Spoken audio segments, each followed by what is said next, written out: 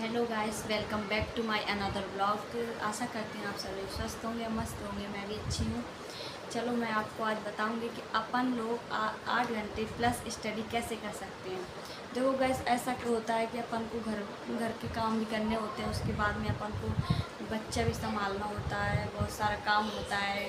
और joint family में रह के भी अपन अपने को कैसे टाइम दे सकते हैं उसके बारे में अपन बात करते हैं ना।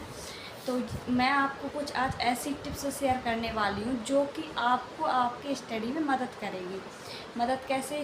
जैसे कि आप जैसे कहीं पढ़ रहे हो लेकिन मन नहीं लग रहा पढ़ने में, है ना। पढ़ रहे हो, किताबें लियो, बीच बीच में काम आ जा रहे हैं, क्या करें क्या ना करें। और उसमें से बच्चा भी रो रहा है, कहीं कुछ किसी का काम आ गया, कहीं किसी कुछ याद आ गया। तो उसमें अपन को फोकस कैसे करें? फोकस होना है ना। पढ़ाई के लिए फ़ोकस होना बहुत ज़रूरी है, क्योंकि आजकल के देखो, आजकल यूट्यूब में सब कुछ अवेलेबल है। आपको सब कुछ मिलेगा, यूट्यूब में मिलेगा।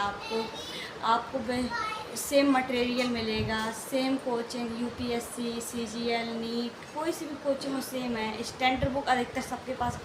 लेकिन चेंज क्या रहता है? पढ़ाई का तरीका, है ना। पढ़ाई का तरीका बहुत चेंज रहता है। और उसमें से लोग टॉपर्स भी कुछ ऐसा नहीं करते कि उनके पास अलग से बुक आती है, वो कहीं बाहर से ख़रीदने जाते हैं। नहीं, ऐसा कुछ भी नहीं है।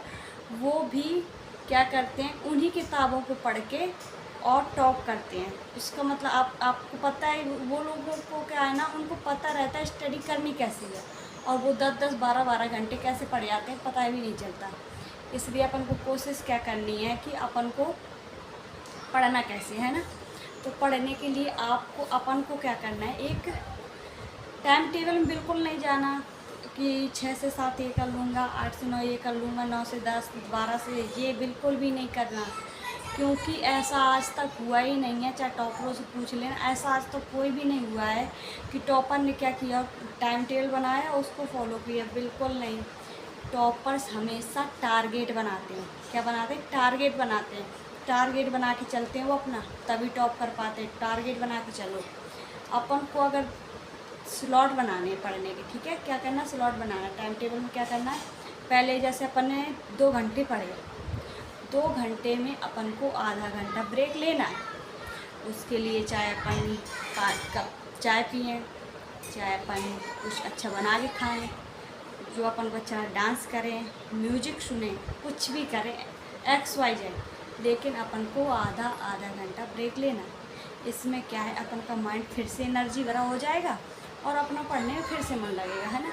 और रही बात बच्चों की, या अब जो देखो, जो स्टूडेंट हैं उनको तो कोई दिक्कत होती नहीं है, क्योंकि उनका सारा काम उनके घर वाले, मम्मी पापा सब संभाल लेते हैं। मैं भी अपने स्टूडेंट लाइफ में कुछ भी नहीं करती थी ज़्यादा, कुछ मैं बताऊँ। लेकिन शादी होते ही घर की जिम्मेदारियाँ आ जाती हैं, फिर बच्चे होते ही बच्चे की जिम्मेदारी भी आती है। वो कौन करता है? एक माँ परिवार की जिम्मेदारी लेते हुए भी आगे बढ़ती है ना।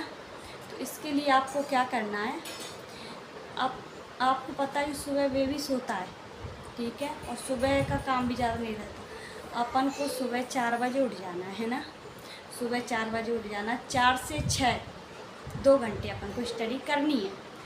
6 से 7, 8, 9, कभी कभी 10 भी बज जाते हैं। फ्री हो जाओ काम से, बिल्कुल फ्री होना है। बिल्कुल A to Z काम करके फिर अपन को पढ़ने बैठ जाना। 10 से 12 पढ़ो, फिर आधा घंटा का 1 घंटा ब्रेक ले लो, फिर 1 घंटा, फिर जैसे बेबी आया, छुट्टी उट्टी हुई, उसका भी कैरियर हो जाता है, बहुत सारा टिफिन विफिन ना, बैग वैग रखना हुआ, उसको खाना ना खिलाना, उससे बहुत सारी थोड़ी बहुत बातें भी करनी होती है, ऐसा नहीं है। उसके बाद बेबी अगर आपका खेलने लगे तो ठीक है, नहीं खेल रहा तो फिर आप स्टडी में लग जाओ। 2 से 4 आपको फिर स्टडी करने लग जानी है। 4 से फिर 4:30 अपन को आधा घंटा फिर रेस्ट ले लेना है। फिर उसके बाद में थोड़ी बहुत, जैसे बच्चे को स्टडी कराते कराते अपन ने सब्जी काट ली और जल्दी से घर का काम कर लिया, ख़त्म कर लिया। 7, 8, 7:30 बजे तक अपन फिर फ्री हो गए खाना ना बनाने के बाद, ठीक है। खाना बनाने के बाद फ्री होने के बाद फिर अपन को क्या करना, 8 बजे से फिर बैठ जाना। 8 से 11 स्टडी करनी है, 8 से 11 बजे तक। इसमें क्या है, अपनी टाइम की बेहतरीन बचत होती है, अपना मन भी लगा रहता है और पढ़ने में बढ़िया लगता है ना। अगर मेरी ये टिप्स आपको अच्छी लगी हो तो फॉलो करो और मेरे चैनल को सब्सक्राइब करो। थैंक यू, धन्यवाद।